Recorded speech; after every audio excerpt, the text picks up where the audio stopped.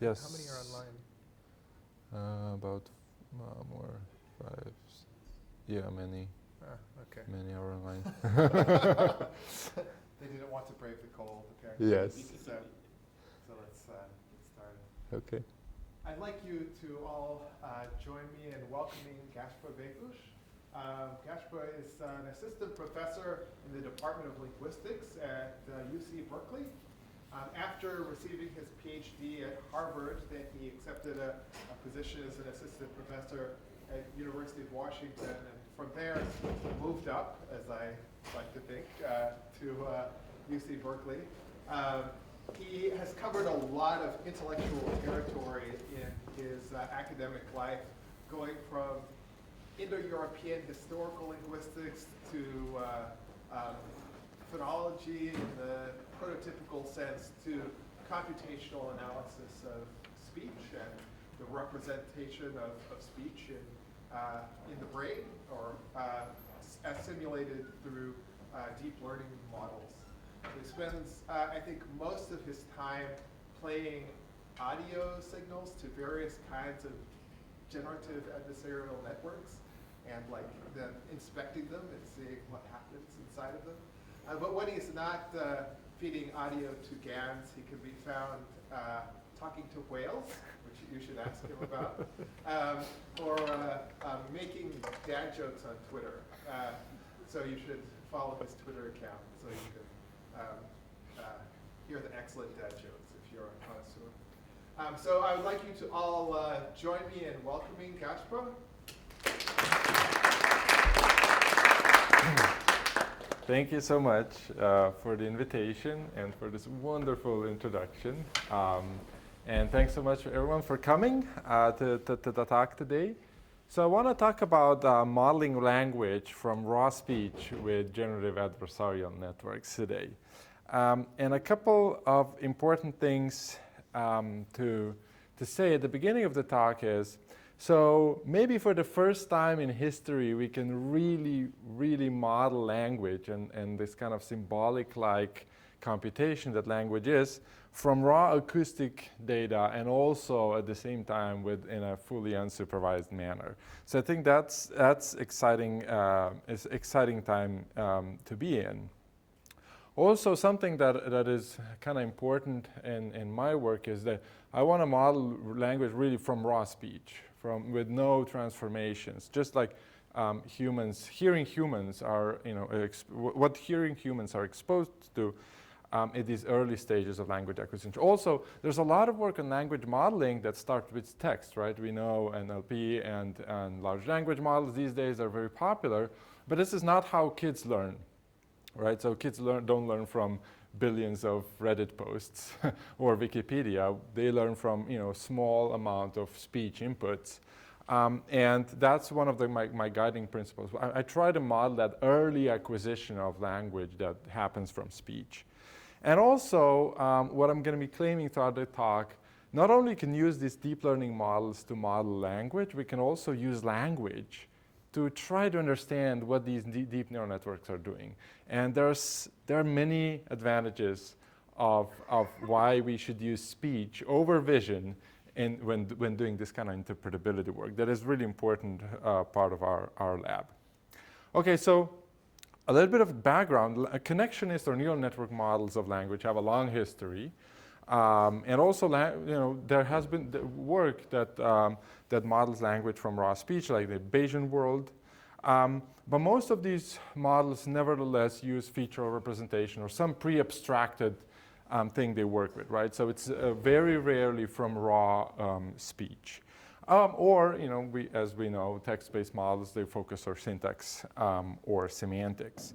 And so what we want to try at the beginning of the talk is let's try to see if we can model phonology first, the easiest level maybe, as a dependency between latent space and generated data in deep generative models like GANs. And I guess this talk will be kind of a overview of what that can buy us. What can we gain by modeling language with generative AI, with deep convolutional GANs, right? And I'm going to give you a couple of examples. There's a lot to cover for this talk, so it's a very ambitious talk. So some things I'll go over quickly, but I'm going to try to argue that we can model language acquisition, phonetics, phonology, and morphology, maybe even very, very basic syntax from raw speech. Then semantic learning, we're going to see that there's production perception aspect, which is really rare that models have both the production and perception aspect at the same time. We can model articulation, language change, and so on. And two things that I'm going to pay special attention to is also behavior, the comparison of how these models behave, right? So what's the behavior data?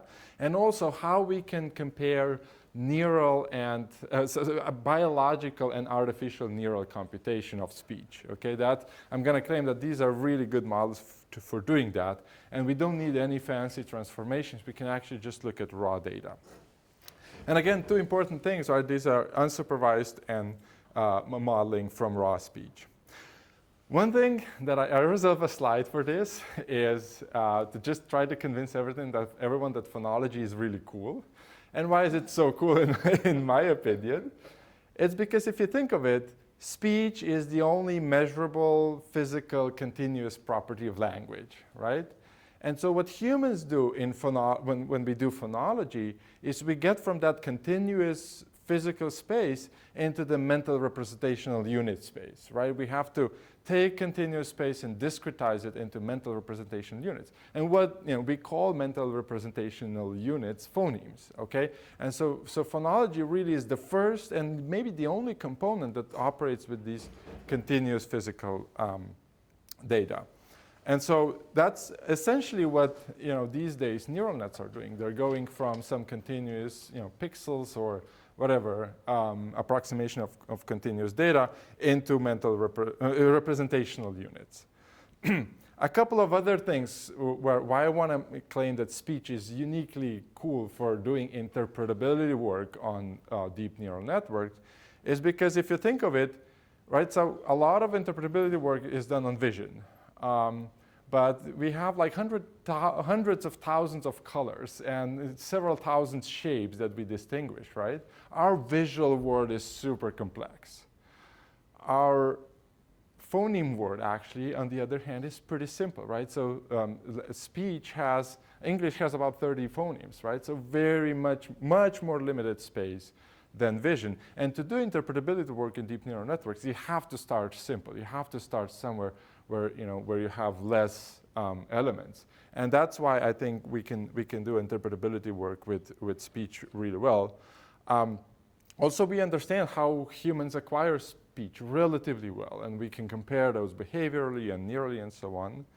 And another thing is, right, so again, a lot of focus on vision, but not as much on speech or audio when it comes to interpretability. But if you think of it, these are generative models, right? Generative deep neural nets are very popular these days. But in the vision domain, it's really difficult to access human production data. Right? You can imagine an astronaut riding a horse, but it's going to be very difficult for me to access your imagination. You're going to have to draw or describe or whatever. Whereas for speech, we're pre-born with speech apparatus, right? We constantly generate speech. We can generate new words, we can generate new sounds, and so on. So production data is way more easy to access in speech than in vision. Okay, so a couple of things in the talk that I'm going to go over. So I'm going to present a technique that allows a lot of exploration of how these models learn in terms of symbolic computation. I'm going to propose an architecture that is based on InfoGAN that basically learns linguistically meaningful units. And I'm going to kind of showcase how we can model higher level representations like morphology, syntax, or lexical semantics from speech. And then compare, showcase a couple of applications in the neuroscience area or behavioral experiments. A couple of points that I want to point out to that are going to be very relevant throughout the talk are, so what I'm essentially chasing here are is the emergence of symbolic-like computation in a fully connectionist, deep neural network, a deep convolutional neural network, right? So what I'm interested in are discrete, disentangled representations. I'm interested very much in causal relationship between some latent units, some latent variables, and something that is meaningful to me as a linguist, or something that is meaningful in language. And then I'm interested in categoricity. Why categoricity has always been a point of dispute. So people in the symbolic side have long said, well, connectionist models are always probabilistic, whether humans can do phonology or syntax categorically, right? So I'm chasing those couple of things. So first, description of the model, and we're going to go over some case studies and then conclude. Okay, but let's start at the simplest thing you can start with when you do speech, and see how this proposal works, where now you're modeling phonology as a dependency between latent space and generated data. So first, what are generative adversarial networks? It's an architecture with two deep neural networks. One is the generator, and the other is the discriminator. The generator needs to take latent space, so about anywhere from however many we want, but about 100 uniformly distributed variables, very small vector in a sense, right? So just 100 variables. And through 5 convolutional layers generates some data, right? Blue is audio. Now the discriminator takes generated and real data and need to figure out what is real and what is fake. And so at the beginning, obviously, generator will just produce noise. But over time, when it gets, and the discriminator will be really good at distinguishing noise and speech, right? Because that's easy. But during training, the generator becomes really good at generating data that looks real. Now, the one crucial thing about GANs is that it's the only architecture, as far as I know, where the generative principle, the generator, never actually directly sees the data, okay? So in transformers, next sequence prediction models, or in autoencoders, the generative part is always, at least, is always connected to input data. It always sees data. And here, these models need to learn by, imitation or imagination, if you want, right? So they need to learn to transform noise into something that looks like data. And by never really seeing data. And that causes two things. One, they have to learn efficiently. And the second thing, they learn in a very productive way. They innovate a lot. We'll see that. And that innovative aspect is super important. It can tell us a lot about how they learn and how kids learn and so on. So they produce productive and innovative outputs. And they innovate in predictable ways, okay? We'll talk about that. So cognitively, it's a really appealing architecture to do cognitive modeling, right? So to model language acquisition, right? If you think of it, we have to learn to produce speech by hearing audio, right? It's a very radically different thing when we produce speech. We have to move our muscles so that the sound is generated, so that what we generate approximates what we hear, right? So it's in a sense a similar scenario than that we have in GANs, and so there are two very different modalities, and we're never in our production part never actually sees that, right?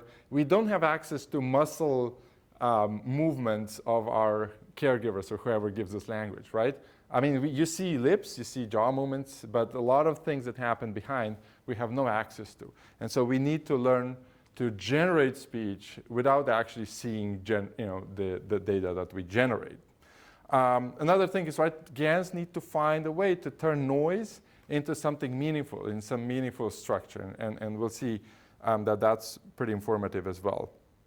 And yeah, it's all unsupervised and from raw acoustic data. So, so let's start with the simplest thing you can start in English, which is English as aspiration rule, okay? In English, if S precedes stop, your puff of air, your aspiration is lost, okay? So that's why we had pit, with a long puff of air, but spit with no puff of air. Symbolically, up until 95, this was done in a rule like that, right, with features, and A goes to B in environment X. So how can we model something as simple as that with GANs? Okay, so let's start very simple.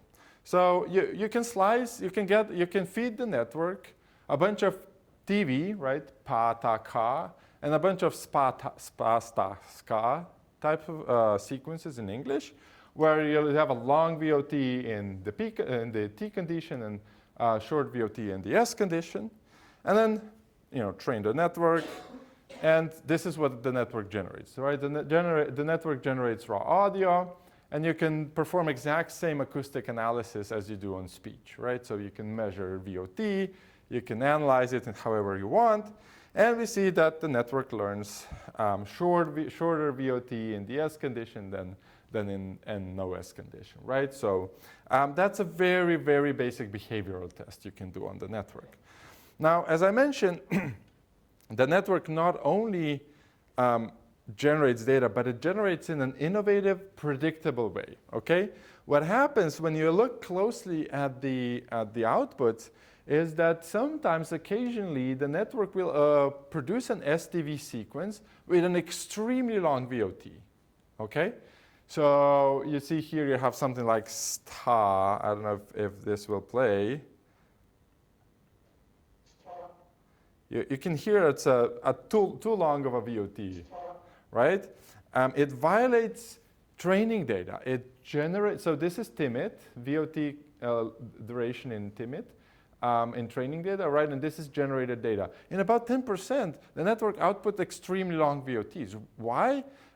Probably because the S is the elsewhere condition, and you need to acquire that rule to shorten the VOT, and that is costly from a cognitive perspective, right? And just like our GANs, if you look at language acquisition, for example, first language acquisition or second language acquisition, kids do very similar things, right? So they start with short VOT, then they learn, okay, I'm English, I have to have a long VOT, but they hadn't yet learned that they have to shorten it in all S conditions, okay?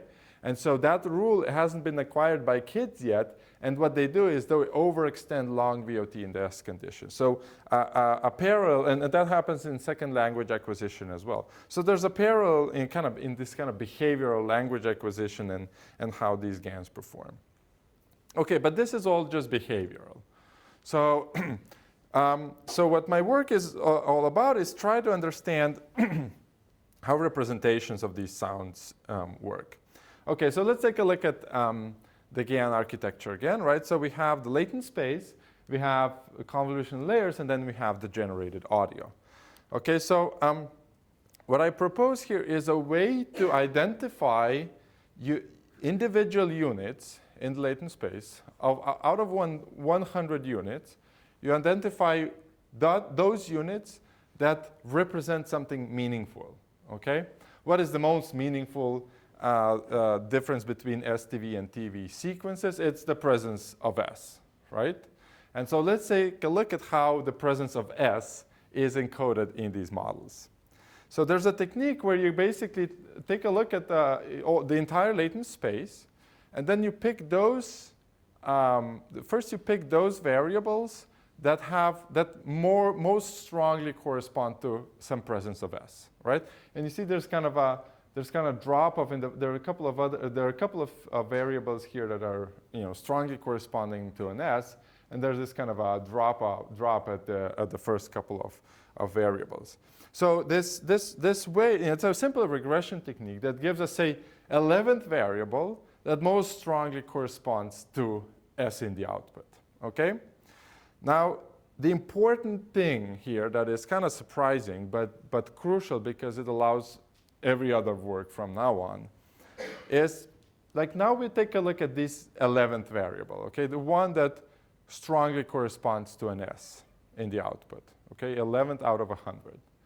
So I ran this relationship between the values of this variable through a nonlinear regression, yet the relationship seems linear. What does that mean? So if my Z11 is set to -1, I have higher probability of having S in the output. When it's set to +1, right, the more positive it is, the less S there's going to be, right? Now, because this relationship is linear, we can test what will happen if I go outside of training range. Okay, during training, the network only gets -1 to 1 uniformly distributed. What I can do during generation is to set this variable to extreme values. We call this extreme value interpolation. So I take Z of 11 and set it to -25. Okay? The crucial thing happens, dependencies extend beyond training range. Okay? That allows us the kind of causal exploration of how what in each individual unit represents. So what happens is, right, so you have 100 latent variables. They interact in very complex way that we do not understand. But when you take one and set it out to extreme value, you get, all other interactions are overridden, and you see the underlying value of that variable. So for example, when I set my Z11 to -25, 96% of cases contain an S. Okay? Whereas if it's set to -1, only 9% of cases contain an S. Right? So there's this huge performance improvement. Not only that, what we can do then is to go and interpolate from -25, which means strongly be in the output. S has to be in the output, right? To the other side, which says, S shouldn't be in the output. And you see this causal effect between the Z11 and the presence of frication noise in the output. Right? As I'm interpolating from -4, -3, -2, -1, -0.5, my frication noise just shrinks, and the vowel amplitude remains pretty much the same. Right? So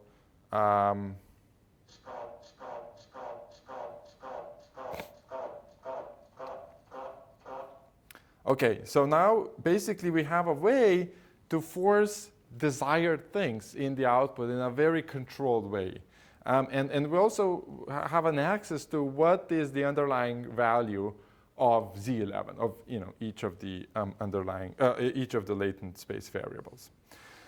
Okay, so by now you're probably saying, well, this is just imitation, and this is just the network trying to produce data. There's no meaning behind it, and we know speech just meaning. And so for that reason, this is the architecture that I mostly work with these days, because it is an addition to the GAN architecture. So the generator is still a generator, the discriminator is still a discriminator. So these two networks ensure that the generator is producing data that looks like speech, right?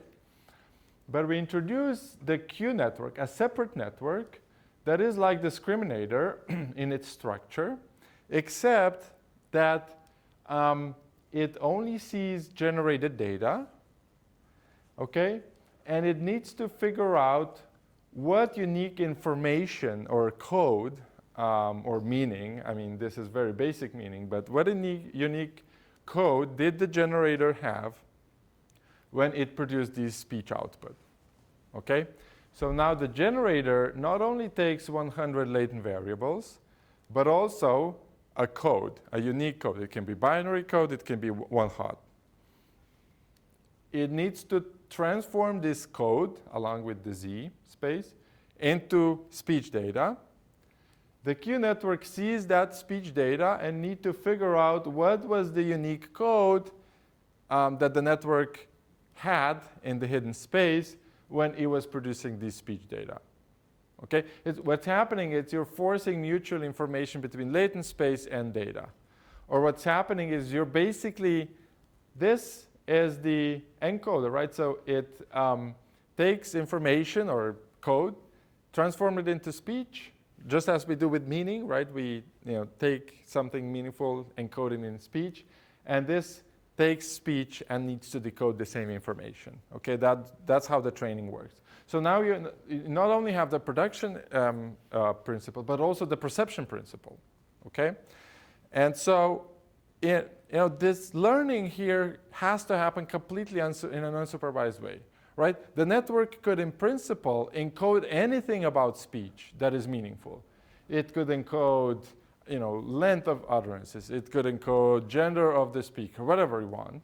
But because to learn words, to learn lexical items, is the most informative thing to do, it does that, right? So it learns to pair each code with a unique word, acoustic word, right? So we can do an experiment. So, you train the network on a few words, and you see that it'll represent each word with a unique code, okay? It learns on its own to pair unique code with words, okay? So you can kind of have a meaning representation behind each word in a very unsupervised way. Not only that, as I mentioned before, these networks are highly innovative. So not only they are able to produce old words, they start creating new words that were never part of training data. This is one example that looks a lot like start. So this is the generated data. It was never part of, start was never part of training, but network was able to produce, it's basically saying suit and dark. Suit and dark were part of training data. If you put them together, you get start. And there are a couple of other examples. I have on my YouTube channel, I have carrot dust. It's just start producing new words that are not part of training data, and also words that are not English, but could well be. They follow the phonotactics. So within very, very limited input, 8 words, it starts creating new words that could be words of English. So it has to learn something about phonotactics in this very raw, continuous space that we can analyze. And it's not just these are not just random. I mean, 80% of the time, roughly, it generates words that are part of training. 15% of the time, it innovates, and then only 5% of the time, it's just producing something that you cannot analyze. Okay, again, categoricity, right? So it learns to kind of represent, right? So it learns these codes to represent words, right? 100 is word 1, 010 is word 2, 110 word 3, and so on. But again, it's a connectionist model, so you get some distribution, except when you use the technique that I talked about. When you go after training and generate with extreme values, so instead of 1 that it sees during training, let's say you generate with 15, you basically get one-to-one mapping between acoustic words and unique code. And this is like really, really low dimension compression, right? So when you generate with 0, 15, 0, you see that the output is always water. When you generate with 15, 0, 0, it's always greasy, okay? So it learns those meaningful things. And it's a little noisy at this high level, but it's still, you see that the outputs are highly similar, so it kind of probably takes some prototypical variant of these words, and basically we now have a way to access what it learned with each code.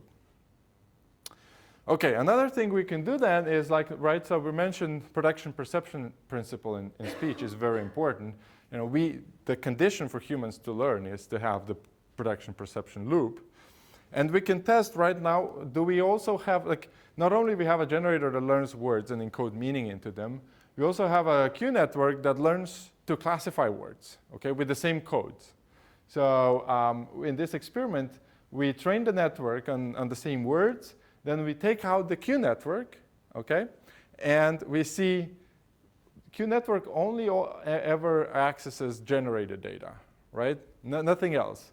Now what we do is we took test data from Timid and feed it to the Q network to see whether it'll classify unobserved speech data into correct words, the same categories that the generator has, and it does, right? So now we have basically we have encoder-decoder. And the condition for learning here is that we have that encoder-decoder or production perception principle. Okay, so here is just Yeah, so what we can see is that basically this lexical classifier, right, that we take out of the architecture is able to, you know, classify words with unique codes, the same codes that the generator used for generation. Now, another thing that happens that is interesting actually is that because this is a binary code, the network kind of uses that opportunity and encodes, you know, this kind of holistic encoding where each word has its own lexical unique code.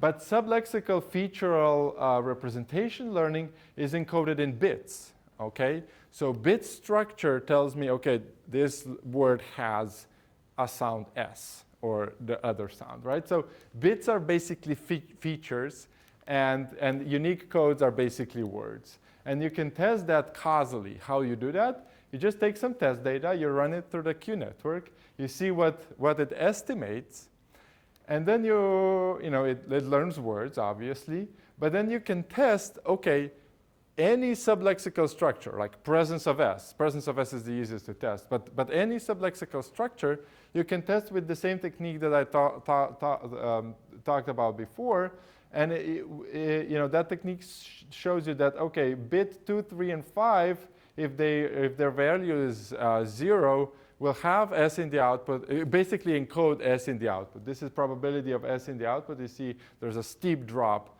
when these bits are set to 0. And then what you can do is to causally verify this observation.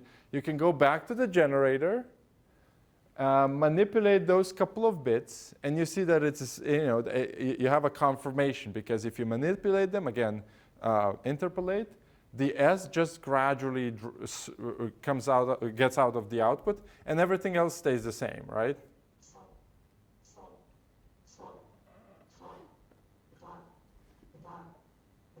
So it just transforms into some other consonant. So that's useful to kind of explore sublexical structure. Okay, now a couple of case studies. We kind of have all the architectures and techniques, right? So generating outside of training distribution and the CIW, FIW networks. Okay, so what can we do with this? A lot of you, I had a really good conversation with many of you, model phonology. Okay, we can model phonological learning and morphophonological learning and see how these networks represent and whether they can do it. And one of the things that I started with was one of the most complex process in phonology, which is copying or reduplication, right? It's been a long debate whether, you know, replication, the neural nets can do replication or not. Marcus in 1999 says no, and then there were a couple of sequence-to-sequence models that did it. But they're all on segmental level. So what we can do is we can design our own experiments, just as we do in psycholinguistics experiments, train the networks on that small data. You don't need a lot of data, and see how they perform, right? So here we went and recorded a bunch of Pali, Papali, Bali, Babali, Mali, Mamali sequences, and then Sali was never reduplicated in the training data, okay? So what we're gonna do is, you know, this is what networks get, right? So instead of sequences of characters that is way more easy to model, they just get raw, reduplicated and unreduplicated forms, unpaired, unlabeled, right? They just get a soup of these words. And you give the network 2 codes, right? 1, 0 and 0, 1. And so you hope that the generator will learn that 1, 0 represents reduplication and 0, 1 represents something else, unreduplication, right? Non-reduplicated. I mean, it could encode anything about this data, but actually when you go and test, it learns, right, that 5, 0 is reduplication and 0, 5 is, 5, 0 is bare and 0, 5 is reduplicated, okay? Again, it's even better than that because we can causally test that. When you interpolate from 5, 0 to 0, 5, you get appearance or disappearance of the reduplicated syllable, okay, from raw speech. And this is how it sounds.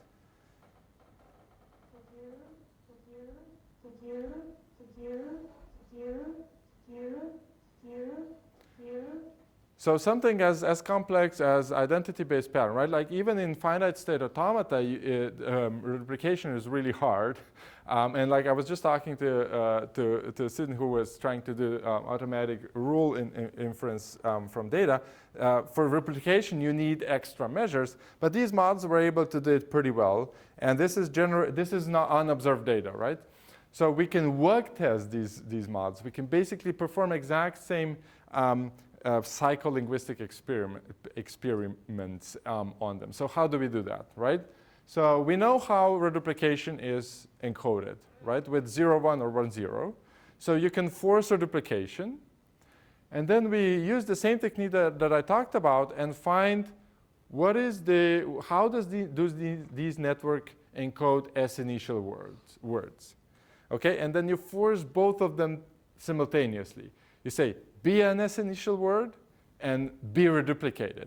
And the network never saw S initial reduplicated in the training, yet it's able to extend to novel, unobserved, zero shot if you want, or WUG test, WUG words.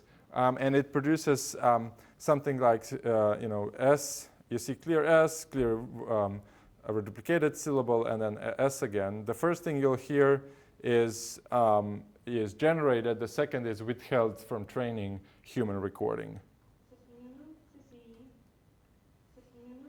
And we never trained it on any fricatives other than S. So it's pretty close. And I actually replicated that because we need to do more replications in these kind of experiments. And it works I replicated the reduplication experiment. So that's good. Okay. This is just a short kind of point to make. We don't need a lot of data for these models to give us informative results. Sometimes, they perform very well on even very small data sets, which enables us to basically use all that we've learned in phonology and compare how humans learn something new, right? That's the so-called artificial grammar learning experiment paradigm, and how these models learn, and what are the biases, and how is the performance works, right? So humans learn phonology with some human biases. Can we replicate those in GANs, in these kind of generative models that are trained on raw data? We can also model morphology, right? So how morphology gets learned. What we can do here, what we did here is like we can follow how they learn, what kind of processes they apply as training is progressing. For example, at 7,000 steps, they say something like zero, but that violates some rule about that data set. And then a couple of thousand steps forward, right, they devoice zero into sulo, right? So they use these strategies that are very interpretable, like devoicing, and then distribution of S to F, distribution of frication, and then even occlusion, right? At some point they started occluding. So we can observe them as they're being trained. How are they searching through the space of these possible languages? And then we can compare directly some behavior. You train the network on the exact same data as you used in artificial grammar learning experiment, and you compare biases, whether there are similarities or differences.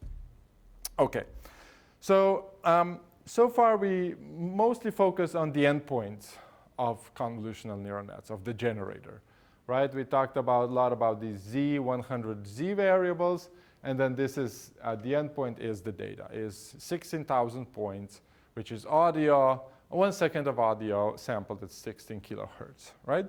So what we also did, and what we kind of opened up a lot of possibility for brain research comparison, is to look at how these networks learn internally, okay, and combine a couple of techniques, the interpolation technique that I talked about, we try to visualize how these networks learn internally. And the thing is that convolutional neural networks have they have a bunch of layers, and each layer has a bunch of filters. And those filters produce feature maps, right? So the X number here on the X dimension tells you how many feature maps each layer has. And with a very simple technique that just sums over all feature maps in the time domain, you just average all feature map values in the time domain, most people focus on interpreting filters, but here we're actually trying to interpret feature maps. So you just average over all feature maps per layer in the time domain, and you get this really interpretable frequency following response in the previous layer, so to speak. Right? Green is some vowel, right? And you see in the output the vowel looks like this. In the previous layer, in the fourth convolutional layer, the vowel looks like purple, right? You see the clear frequency following response. You can analyze what sort of things it encodes, right? It obviously encodes pitch with frequency encoding. It obviously encodes form and structure with frequency encoding. And then the higher you get, the more abstract thing get encoded, right? So here you have third convolution layer in orange that pretty much only probably encodes F0 and so on. This is another, this is a fricative. You can see that there's clear aperiodic vibration. And so this is, we can really introspect how internally they basically construct data, right? So how do they get from noise to speech through this series of convolutional layers with these averaging technique. So here you have, right, you have audio, right? So you see a vowel here, and you see how S is appearing as I'm forcing it with my Z value interpolation. And so this is the final layer, right? The layer before that, the earliest layer, the convolution layer, see, it has a lot of things encoded, right? So it has perfect timing encoding. It has S encoded, frication here, periodic vibration here, silence for stops, bursts, VOT, everything. And then as you're interpolating the Z value, 11th value, you see which activations get higher as you're interpolating it. And you see you're getting more and more abstract, where at the latest layers, the last layer, you see just a bunch of spikes that probably represent an S. Here, another illustration like that. So what we've observed is that different layers contain different acoustic information, and you can directly test that, and that could be useful for, like, if you want to know where my contrast is failing or why my model is not performing well. You can take a look at, maybe my lower layers are not good enough and they're not encoding what I should be encoding. But what we observed is this general principle where, higher level, of course, higher level frequency is added later on, higher frequency properties like form and structure. But in these deepest layer, the acoustic envelope is pretty much really well encoded, right? So here you see this is the latest layer. So if you go from output, fourth, third, second, and first, you see that the acoustic envelope, which is a low frequency property, is pretty well encoded. So what happens is that they start generating the acoustic envelope, and then on top of that, they're adding F0 and form and structure and so on. Okay, and you can do the same for the Q network, right? This is super useful. You can basically analyze at different layers. You can analyze how shapes of words look like, and analyze basically this type of encoding in a classifier, not in a generative model. Okay, so you can basically see how something like words like water, year, city get transformed through the convolutional layer onto the final classifier layer. Okay, why is this? This can have like implication for if you want to do some sort of analysis of where your contrasts are failing, or in general, if you want to understand which layers encodes what. But one of the really interesting application of this technique that we proposed is actually comparing neural and biological and artificial neural processing of speech. Okay, and so this is a paper. We have a preprint out where we say, okay, can we compare earlier layer in convolutional neural nets with earlier brain signals in the speech processing or the auditory pathway, right? And the earliest you can record is the so-called brainstem response, auditory brainstem response. So it's a technique that is kind of losing a little bit of popularity, but it's actually super important for understanding encoding in speech. So you have 4 electrodes and extremely high sampling rates, and you're basically, you're playing 3,000 repetitions of the same syllable to speakers and averaging over those 3,000 repetitions, and you get a really nice frequency following response to the vowel, okay? So you get the brain signal. So this is the stimulus. It's a syllable ba, and 14 to 15 Spanish and English speakers, each of them has its own time series, right? So basically a nice syllable ba that is not actually audio signal, but brain signal. And if you average over them, you see that there's clear vocalic periods and form and structure in the lower frequencies. So this is the averaged ABR data for English and Spanish. Now what we can do is use the same technique where we average over feature maps, right? And the technique is exactly the same. So here we're in convolutional neural nets, we're averaging over activation values across a time domain. And what is EEG other than averaging of electrical activity in neurons over time domain? So in a sense, what we're doing to the signal is the same. And so we're looking at, say, this is the final layer. Let's say the earliest layer next to the final layer is 4th convolutional layer. What you get is 64 individual feature maps. And if you average over them, you see that if we play the same syllable 3,000 times to humans, and if we send it the exact same syllable, exact same stimulus and analyze it in the 4th convolutional layer, the signals are nearly identical. Okay, so you see this is a response. The red, right, is the response in the discriminator, and blue is the response in our brain. And you see that the shapes of these responses are strikingly similar. Now a lot of people have done comparison between artificial neural networks and the brain, but what they do mostly is they take some artificial neural network signal, they train a linear model that predicts the brain signal. Okay, there's no transformations done here. All we're looking at are raw signals that basically work on the very similar principle, which is averaging of activity over in time domain. And what you can do is all sorts of experiments, what we did here is we compared how does encoding of VOT work in English speakers, Spanish speakers, versus Timmins trained model and Dymex trained model, okay? And we showed that the differences in encoding are really similar.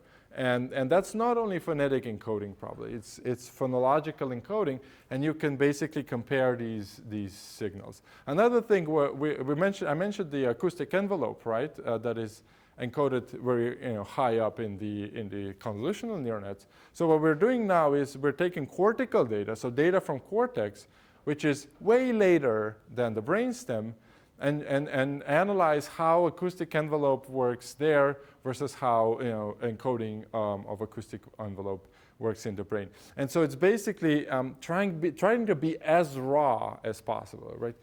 We're trying to avoid any type of transformation and just comparing the actual responses to the exact same signal. And in my opinion, to my knowledge, this is the most similar signal between neural nets and brain that we were able to get.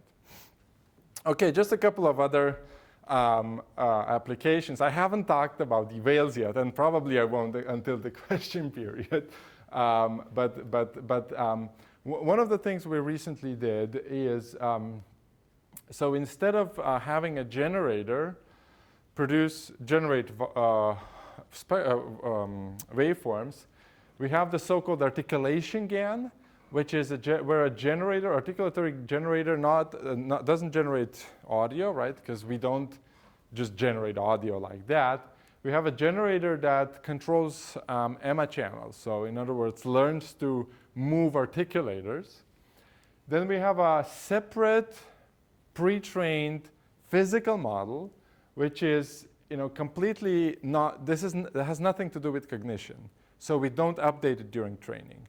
There is nothing cognitive about how my shape of vocal tract results in sound, right? Sound propagation is not part of our cognition. And so this is the physical model that takes Emma and turns it into waveforms.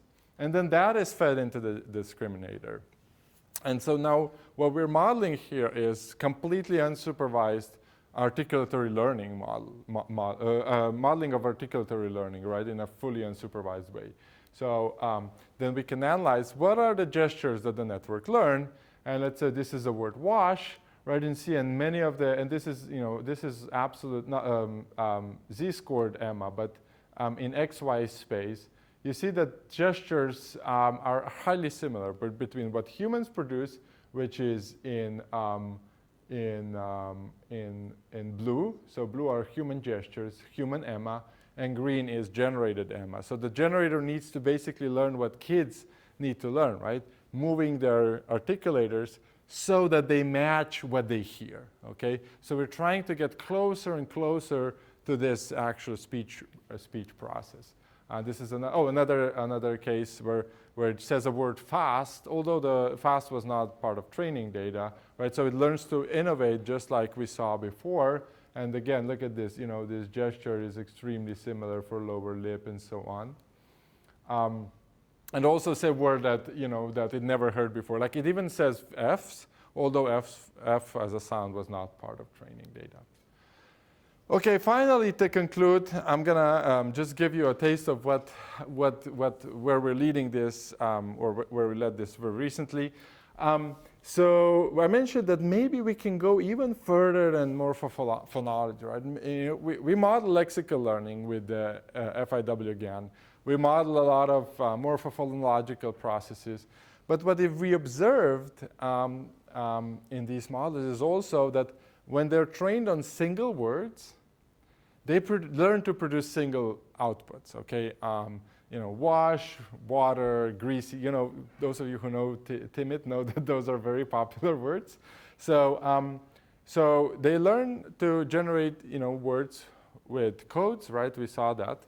But what we also observe is that so in the observable training latent space from 0, when in the positive latent space, they learn to produce single word outputs. But when we try to see what happened in the negative space, we observed something very interesting, namely they started concatenating words. Okay, they're trained on single words, single word utterances from Timid, like water, greasy, box, under. And when you set those positive values to negative values, they start consistently concatenating words. So this is not yet syntax, but it's the first step where we can say, okay, there's so-called spontaneous concatenation and in some sort of meaningful relationship in the latent space. So there's a lot of work to be done in how the latent space structure work and how these output work. And these techniques where you basically go explore what they do outside of training range are super powerful. So powerful that they can even say up in 3 words. They concatenated up to 3 words like box, under, and water, although they were only trained on single word units. Okay, so hopefully by now I convinced you that we can buy a lot by modeling language from raw speech. We can learn a lot about how networks learn, what they can learn, right? How can CNNs learn to copy? Can CNN learn identity-based pattern? We basically have, in phonology, we have a nice hierarchy of computational complexity, and we can test all of these properties.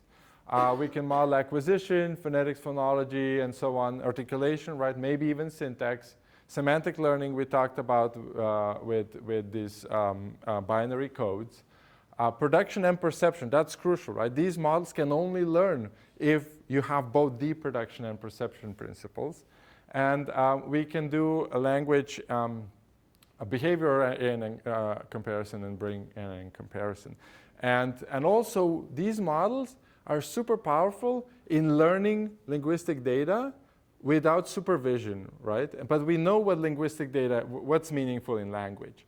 So David mentioned, and I can conclude with whales. What we're doing with whales is use those models and our techniques to introspect them, to train them on a communication system. We have no idea what anything means, with no ground truth.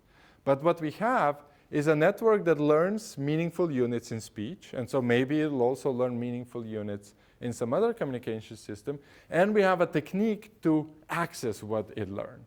Okay? So hopefully they can give us some cues about what is meaningful, not only in speech, but in other communication systems as well. And so hopefully I've convinced you that, that we can learn both about language if we model them with CNNs, and vice versa. We can learn a lot about CNNs if we use language to interpret them, because language is so much simpler than our visual world. Okay, with some references, I thank you for your attention and invite you to follow me on all possible social media I'm present on. Also, this QR code gets you to link where most of the code for generation, visualization, and analysis is in a shareable Colab that you can explore, and feel free to reach out if you have any questions. So thank you so much.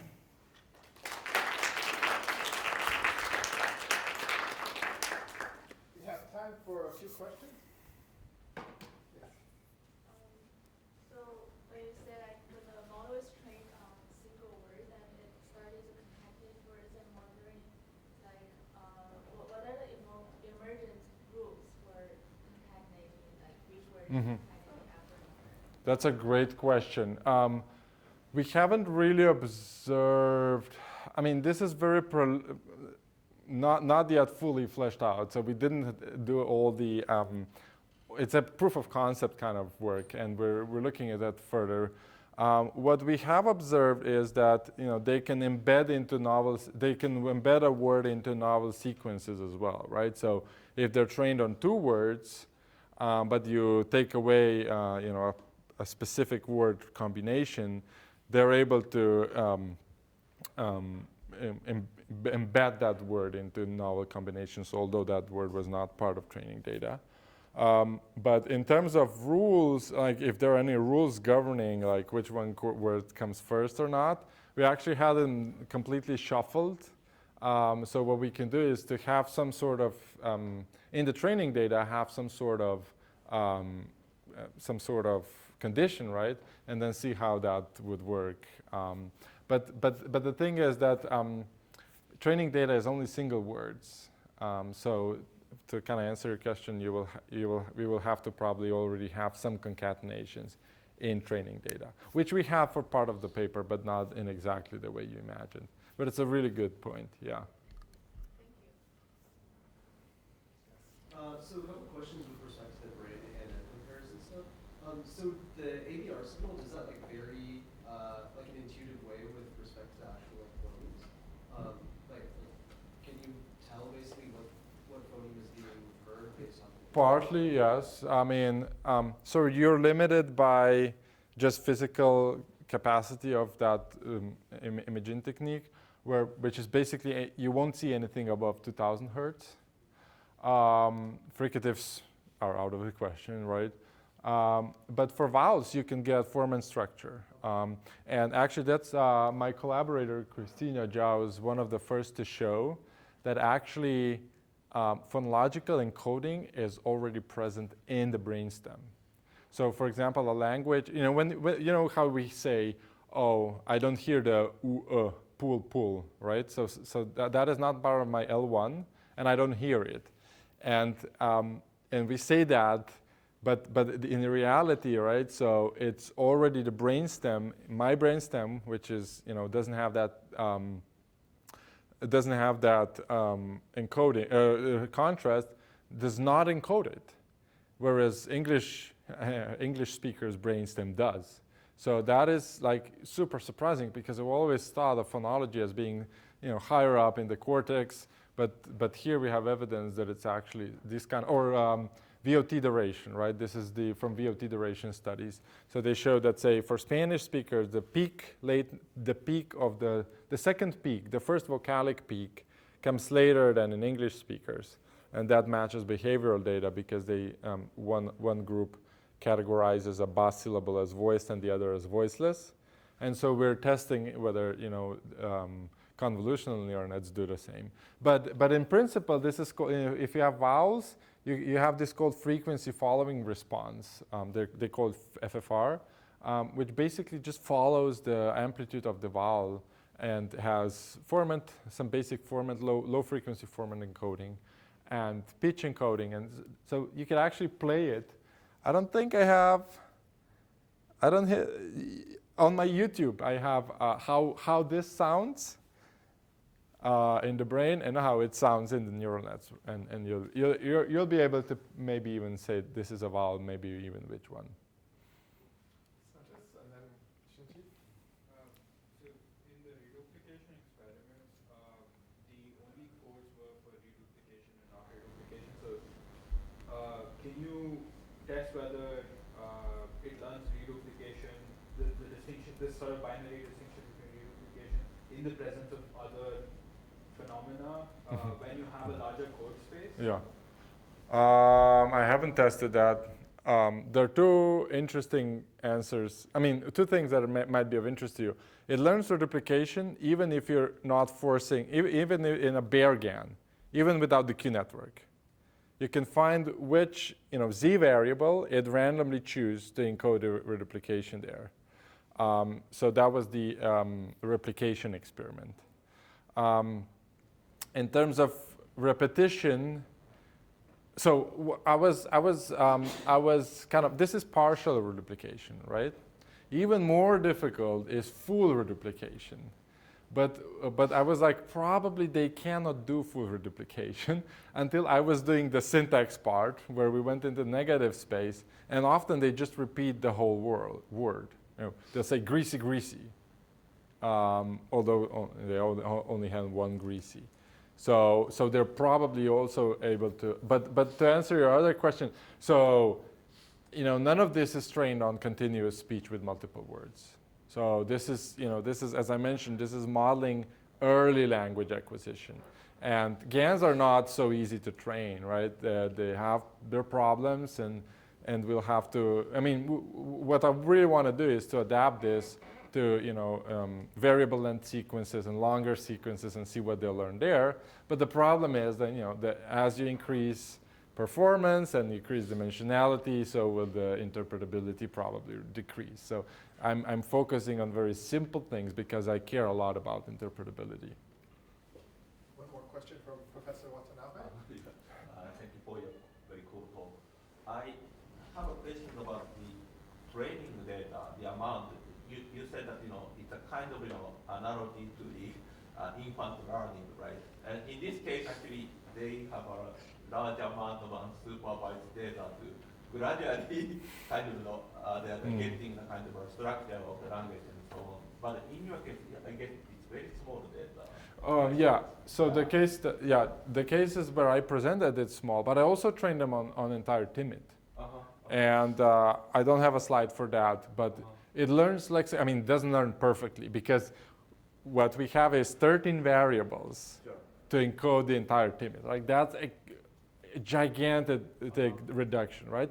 But it learns, definitely it learns some words. I mean, it's not one-to-one mapping, but there's clear learning of lexical items, even if you train it on, 5,000 types and 50,000 tokens, that is the entire timid data set. Yeah. So you're right, but I tested that. It's in the paper. I just didn't present it. So even with larger words, but again, it's similar to kids, right? It's easier to learn more frequent words, and it would be interesting to see if they are also able, if they're better at learning those words that kids are better at the beginning. But yeah, that's a good point. And the number of parameters are also, in this case, not so large, right? Very small. Yeah. So for the entire timid, we have 13 variables, right? So because 2 to the power of 13 gives you about I don't know, about the same amount of classes as there are unique words in timid, right? So the idea is they have, but this is like if you look at our autoencoders, they have way larger latent spaces, right? So this is extremely small. But even in that case, they were able to perform relatively well. So I have some estimates how well they're performing, but it's not nowhere like 90% or anything. Right. We need to go since we still have a reception. But those of you who still have questions, please follow us to GHC 8105? 8102. 8102. So 8th floor of GHC. Everybody, please join us. And let's thank again